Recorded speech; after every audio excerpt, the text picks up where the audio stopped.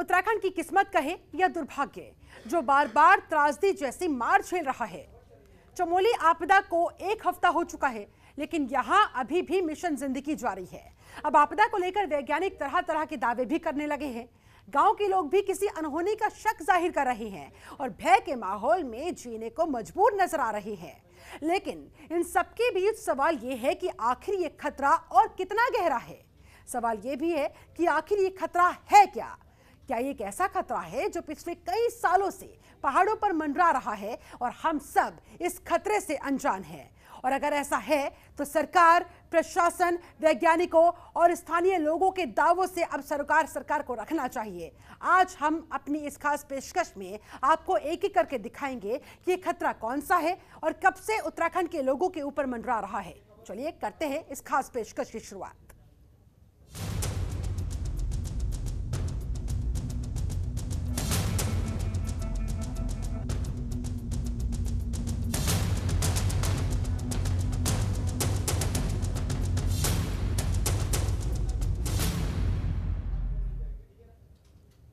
ऋषिगंगा के मुहाने पर बनी झील से पानी का रिसाव होने लगा है, जिससे बड़ा खतरा टल गया है। जी हां, झील की जो तस्वीर मिली है उसमें पानी का रिसाव होता हुआ नजर आ रहा है और ये शुभ संकेत माना जा रहा है। ये झील तकरीबन 350 मीटर लंबी है, लेकिन इस झील से उत्तराखंड के लोगों को क्या खतरा है और लोगों में डर का माहौल क्यों है, इस रिपोर्ट में देखिए।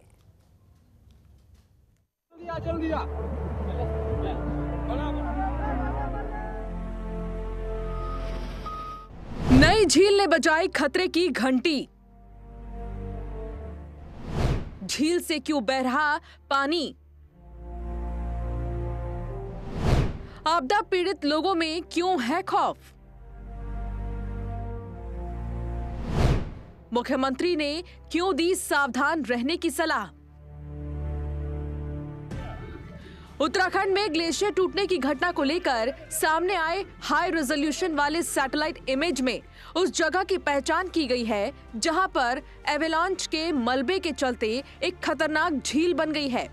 इस एवेलांच से आई बाढ़ में दर्जनों की मौत हो चुकी है और 150 से ज्यादा लोग लापता हैं। बताया जा रहा है कि अब defence research and development organisation, national disaster response force और अन्य लोग एक दूसरी आपदा को टालने की कोशिश कर रहे हैं, क्योंकि पानी का दबाव बढ़ा तो यहां से पानी निकल जाएगा और दूसरा फ्लैश फ्लड आ जाएगा। एनडीआरएफ के डायरेक्टर जनरल एसएन प्रधान ने कहा कि इस मामले का संज्ञान लिया गया है। हमारी टीम लेक साइड पर स्थिति का आकलन करने के लिए निकल गई है। आज सुबह टीमों ने चॉपर्स की मदद से इलाके में उड़ान भरी थी। यहां तक कि ड्रोन, मानव रहित फ्लाइट्स और स्टेक होल्डर्स ग्राउंड पर स्थिति का सटीक आकलन करने की कोशिश कर रहे हैं। उन्होंने कहा कि यह पता लगाने के संगठित प्रयास चल रहे हैं कि ग्राउंड पर क्या स्थिति है, उसका आकलन हो और फिर जरूरत के हिसाब से हम उचित एक्शन लें। हम सब जुटे हुए हैं। सैटेलाइट तस्वीरें ऋषिगंगा पर बने ब्लॉक को दिखाती हैं। ऋषिगंगा में तेज प्रवाह वाली रोंटी नदी से पानी आता है। Rishiganga Tapovan hydel power plant की दिशा में बहती है। ये प्लांट रविवार को आए फ्लैश फ्लड और हिमस्खलन के मलबे से तबाह हो गया।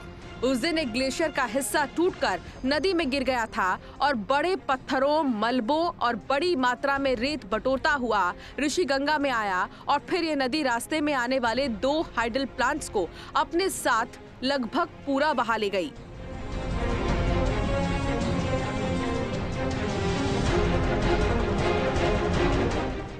सैटेलाइट से मिली इन तस्वीरों में जमा हुए पानी और मलबे की दीवार को साफ देखा जा सकता है।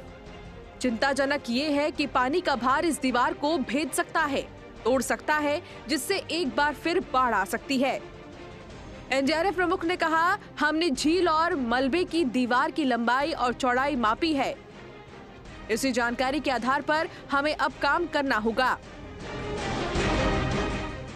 आपदा के बाद घटनास्थल पर नुकसान का आकलन करने गए गढ़वाल यूनिवर्सिटी के प्रोफेसर वाईपी सुंदरियाल ने कहा कि झील का बन जाना चिंताजनक है। उन्होंने कहा, इस समय मैं पूर्वोत्तरी धारा तथा ऋषिगंगा नदी के संगम पर खड़ा हूँ। बाढ़ पूर्वोत्तरी धारा से ही शुरू हुई थी। भूस्खलन की वजह से अस्थायी रूप से बांध सा बन गया और ऋषिगंगा नदी का बहाव रुक गया। अब ये झील कभी भी टूट सकती है और फिर बाढ़ आ सकती है। उन्होंने कहा, इससे बचाव कार्य भी प्रभावित होगा। नीचे गए हुए बचाव कर्मी खतरे में आ सकते हैं। सो मैं अपनी कोशिशों से ये सुनिश्चित करूंगा ये संदेश प्रशासन तक जरूर पहुंचे। ऋषिगंगा नदी के ऊपरी क्षेत्र में एक झील बनने से त्रासदीग्रस्त चमोली में भय का माहौल है। नई जानकारी ये मिली है कि रौंठी नाले के पास एक प्राकृतिक झील बन गई है। भूस्खलन के कारण बनी इस झील से पानी बहते हुए भी देखा गया है। सैटेलाइट से मिली तस्वीरों में ऋषिगंगा नदी के ऊपर झील के बनने की पुष्टि हुई है। हालांकि मुख्यमंत्री त्रिवेंद्र सिंह रावत ने लोगों से कहा है कि इससे घबराने की नहीं बल्कि सावधान रहने की जरूरत है। त्रिवेंद्र सिंह रावत ने कहा है कि झील के बारे में पता चला और हम सैटेलाइट की मदद से लगातार नजर बनाए हुए हैं। ये झील 400 मीटर लंबी है, लेकिन इसकी गहराई के बारे में अभी अनुमान नहीं है। अभी तक झील की जो स्थिति है उसके बारे में सावधान रहने की जरूरत है, घबराने की जरूरत नहीं है। उत्तराखंड के वैज्ञानिकों को ऋषिगंगा नदी के 6 किलोमीटर ऊपर एक झील मिली, लेकिन अभी ये पता नहीं चल पाया है कि इससे निचले इलाकों की बसावट को कोई खतरा है या नहीं। इस झील का पता लगाने वाले Wadia institute of Himalayan geology के निदेशक कलाचंद साई ने बताया कि संस्था के वैज्ञानिकों के एक दल ने रविवार को आई आपदा के अगले दिन ऋषिगंगा के ऊपरी क्षेत्र के हवाई सर्वेक्षण के दौरान वहां एक झील देखी थी। उन्होंने कहा कि झील का निर्माण संभवतः हाल ही में हुए हिमस्खलन के कारण हुआ होगा। साई ने बताया कि हमारे वैज्ञानिक झील के आकार, उसकी परिधि और उसमें मौजूद पानी की मात्रा का परीक्षण कर रहे हैं, जिससे ये पता लगाया जा सके कि इससे खतरा कितना बड़ा और कितना तत्कालिक होगा। चमोली की जिलाधिकारी स्वाति एस भदौरिया के मुताबिक झील के निरीक्षण के लिए भारतीय भूगर्भ सर्वेक्षण की एक 8 सदस्यीय टीम गठित की गई है। उन्होंने बताया कि वैज्ञानिकों का ये टीम ऋषिगंगा के ऊपरी क्षेत्र का निरीक्षण कर जिला प्रशासन को जल्द से जल्द अपनी रिपोर्ट देगी। इस बीच ऋषिगंगा के जलस्तर में उतार चढ़ाव को देखते हुए चमोली जिला प्रशासन ने चेतावनी जारी कर लोगों को सूर्यास्त के बाद नदी किनारे नहीं जाने की सलाह दी है। जिस तरह लोगों में खौफ का माहौल है, उसे देखते हुए जिला प्रशासन भी अलर्ट मोड पर है। खुद मुख्यमंत्री उत्तराखंड के हालातों की निगरानी कर रहे हैं, जिससे अगर कोई खतरा अब आने वाला भी है तो उसे आने से पहले ही भांप लिया जाए। ब्यूरो रिपोर्ट, जनतंत्र टीवी। और चमोली में जो आपदा आई, अभी उस आपदा के कारणों का पता लगाया जा रहा है, लेकिन जो लोगों का दावा है और जो वैज्ञानिक दावा कर रहे हैं, उन दावों से अभी सरकार और प्रशासन बेखबर है, क्योंकि दावों में पिछले 55 साल पुराना एक रहस्य बताया जा रहा है। रैणी गांव के लोग जो दावे कर रहे हैं, उससे ऐसा लग रहा है कि 55 साल पहले लोगों ने जो महसूस किया था, अगर वो पहले ही इस संकट को भांप लेते तो आज शायद ये दिन देखना ही नहीं पड़ता। ये रिपोर्ट देखिए।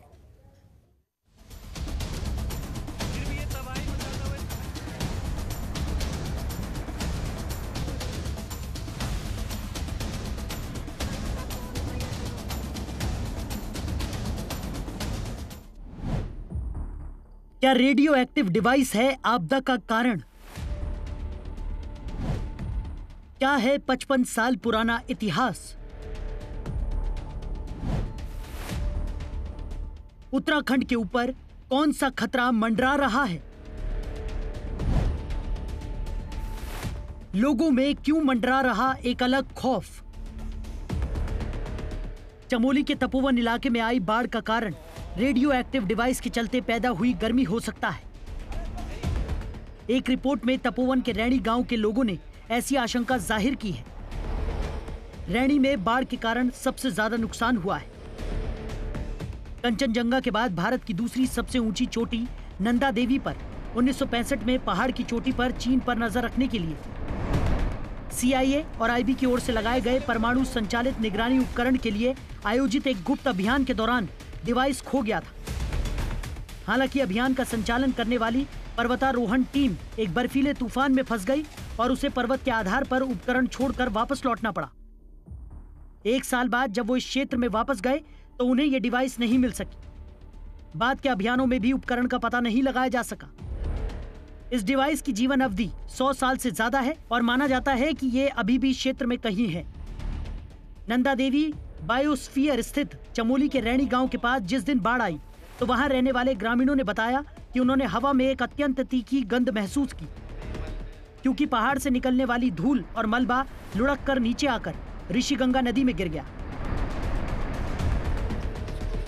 इससे पहले हिमस्खलन और बाढ़ के कारणों का पता लगा रहे विशेषज्ञों ने बताया था कि जलवायु परिवर्तन या पश्चिमी विक्षोभ के कारण बर्फ पिघलने से उत्तराखंड के चमोली जिले में बाढ़ आई होगी। इस बाढ़ ने उत्तराखंड में 2013 की त्रासदी से पैदा जख्मों को फिर से हरा कर दिया, जब पहाड़ों में भीषण बाढ़ आने से हजारों लोगों की मौत हो गई थी। रविवार को जोशीमठ में नंदा देवी ग्लेशियर का एक हिस्सा टूट गया, जिससे अलकनंदा नदी और उससे जुड़ी अन्य नदियों में भीषण बाढ़ आ गई। आखिरी अपडेट तक 31 शव निकाले जा चुके हैं और 150 से ज्यादा लोग अभी भी लापता थे। रक्षा अनुसंधान एवं विकास संगठन का बर्फ एवं हिमस्खलन अध्ययन संस्थान बाढ़ के कारणों का पता लगा रहा है, लेकिन ठंड के समय में ग्लेशियर के पिघलने का स्पष्ट कारण पता नहीं चल पा रहा। जियोलॉजिकल सर्वे ऑफ इंडिया यानी जीएसआई के महानिदेशक रंजीत रथ ने कहा है कि यह स्पष्ट नहीं है कि बाढ़ ग्लेशियर झील फटने के कारण आई या भूस्खलन और हिमस्खलन के कारण अस्थायी तौर पर यह घटना घटी। यहां का रैणी गांव इस बार कुदरत के कहर का केंद्र माना जा रहा है। इस गांव के लोग पहाड़ से आई आफत को लेकर जो बातें बता रहे हैं उससे 55 साल पुराना एक रहस्य और गहरा गया है। गांव वालों का कहना है कि उन्होंने भयंकर बाढ़ से ठीक पहले हवा में बहुत ही ज्यादा तीखी बदबू महसूस की थी। यही नहीं, त्रासदी से ठीक पहले नदियों में मछलियों का बर्ताव भी उन्हें अनहोनी के संकेत दे रहा था। अब गांव वालों को लग रहा है कि काश वो आफत के संकेतों को पहले ही समझ गए हो।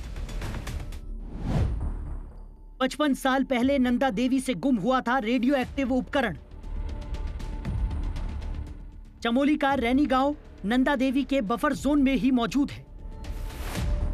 वहां के वायुमंडल पर भारत की दूसरी सबसे ऊंची पर्वत चोटी की आबोहवा का बहुत असर पड़ता है। इस गांव और आसपास के लोगों ने रविवार को महसूस किया था कि जब पहाड़ से आफत भरा मलबा ऋषिगंगा नदी में गिर रहा था तो हवा में बहुत ही ज्यादा तीखी बदबू फैल चुकी थी। पास के ही जुगजू गांव की देवेश्वरी देवी ने उस बदबू के बारे में बताया। बदबू इतनी ज्यादा थी कि कुछ समय के लिए हमारे लिए सांस लेना मुश्किल हो गया। अगर ये सिर्फ मलबा या बर्फ होता तो ऐसी बदबू नहीं हो सकती थी। इसके चलते गांव में इस बात को लेकर आशंका बढ़ गई है कि कहीं ये घटना उसी रेडियो एक्टिव उपकरण की वजह से तो नहीं हुई है जिसके बारे में हमारे बुजुर्ग बताते रहते हैं।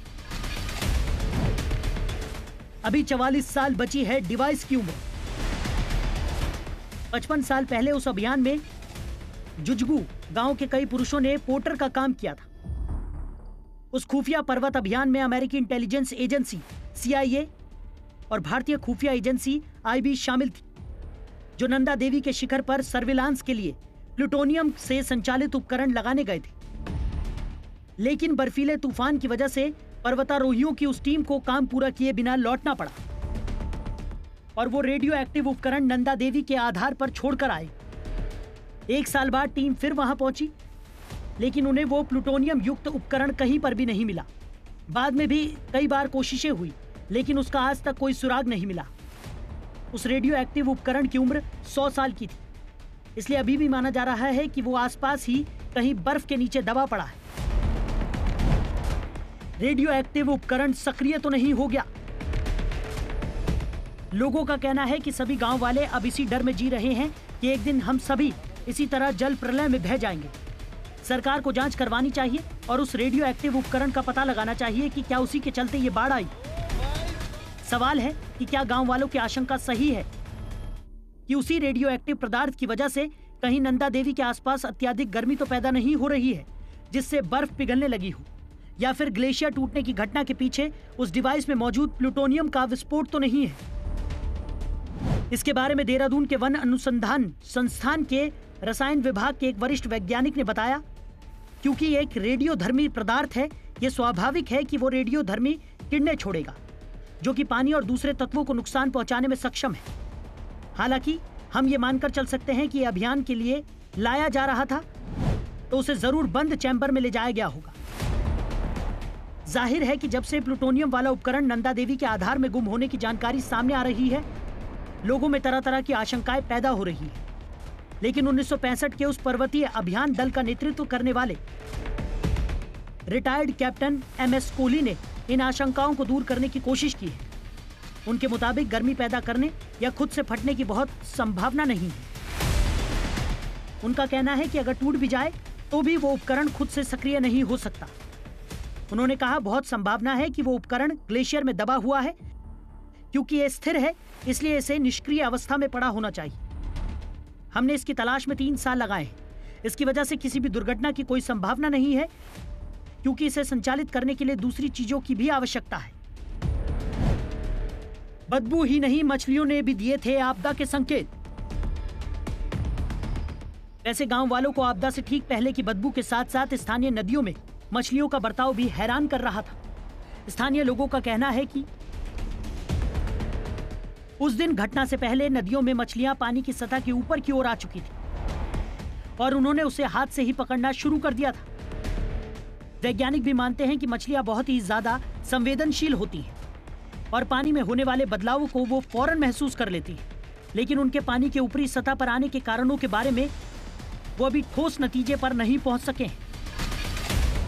अब सवाल यह है कि अगर रेडियो एक्टिव डिवाइस ही है इस आपदा का कारण, तो क्या लोगों की सोच एकदम सही दिशा की ओर जा रही है? और अगर ऐसा है तो सरकार को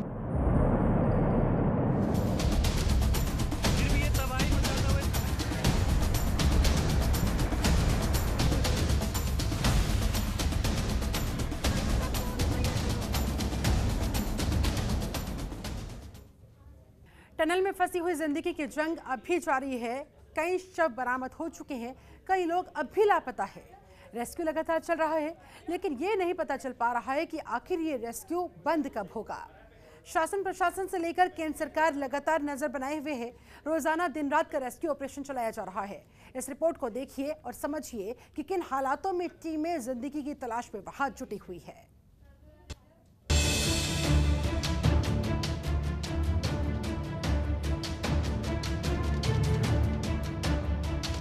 चमोली के तपोवन टनल में रेस्क्यू ऑपरेशन लगातार जारी है। राहत और बचाव के 8वें दिन राहत की बात यह है कि अब टनल में डंपरों की आवाजाही शुरू हो गई है, जिससे राहत और बचाव कामों में तेजी आई। ताजा जानकारी के मुताबिक टनल में अब तक 140 मीटर तक खुदाई हो चुकी है। इसके साथ साथ ही ड्रिलिंग का काम भी लगातार जारी है। आपदा प्रभावित क्षेत्र से अब तक कई शव और कई मानव अंग बरामद किए जा चुके हैं। जोशीमठ मलारी हाईवे पर रैणी गांव के पास ऋषिगंगा की आपदा में पुल बहने के बाद अब यहां सीमा सड़क संगठन की ओर से वैली ब्रिज लगाने का काम शुरू कर दिया गया है। पुल निर्माण के लिए बीआरओ ने नदी के दोनों ओर 250 मीटर अप्रोच रोड की कटिंग पूरी करने के बाद अब नदी के दोनों ओर सुरक्षा दीवारों का निर्माण भी शुरू कर दिया है। बीआरओ का दावा है कि जल्द ही पुल निर्माण कर सीमा क्षेत्र के लिए आवाजाही चालू कर दी जाएगी। साथ ही सीमावर्ती 13 गाँवों से जो संपर्क टूट गया वो फिर से बहाल हो जाएगा। वैली ब्रिज की ऊंचाई ऋषिगंगा नदी से 30 मीटर होगी, जबकि इसकी लंबाई करीब 200 फीट होगी। उत्तराखंड डीजीपी अशोक कुमार ने बताया कि एसडीआरएफ की टीम ऋषिगंगा झील का निरीक्षण करने गई थी। झील से पानी का रिसाव हो रहा है, अब खतरे की कोई बात नहीं है। मैणाना में शुक्रवार को शव मिलने के बाद सर्च अभियान को हरिद्वार तक बढ़ा दिया गया। तपोवन सुरंग में शनिवार सुबह 5 बजे से ड्रिल का कार्य शुरू हो गया था, लेकिन सुबह 9 बजे ड्रिल का मैकेनिकल पाइप फट गया, जिससे 1 घंटे तक कार्य बाधित रहा। मशीन में दूसरा मैकेनिकल पाइप जोड़ने के बाद फिर टनल में ड्रिल का कार्य शुरू हो गया। रेस्क्यू इंजीनियरिंग की टीम की ओर से 13 मीटर तक भूमि के अंदर ड्रिल कर दिया गया है, जिस खबरों के निष्पक्ष विश्लेषण के लिए सब्सक्राइब करें Jantantra TV and press the bell icon. Never miss any update.